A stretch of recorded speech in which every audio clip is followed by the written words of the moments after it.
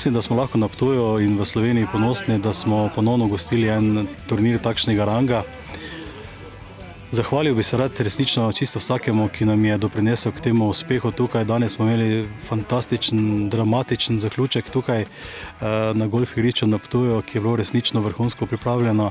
Zadnje 3 dni smo preživeli tukaj na 32 stopinjah in jaz mislim, da si vsi skupaj zaslužimo eno hladno pijačo. Pomembno je, da združujemo šport in turizem, da združujemo to pozitivno energijo, sinergijo, ki imamo tukaj pri nas na Ptuju. Ljudje se radi vračajo. V petek zvečer smo imeli v Stari steklarski super dogodek.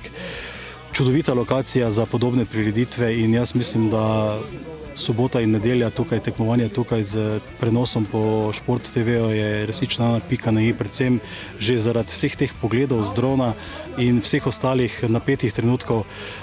Letošnja finalna zgodba in pa boj treh z istim številom točk je pa bila resnično vrhunec.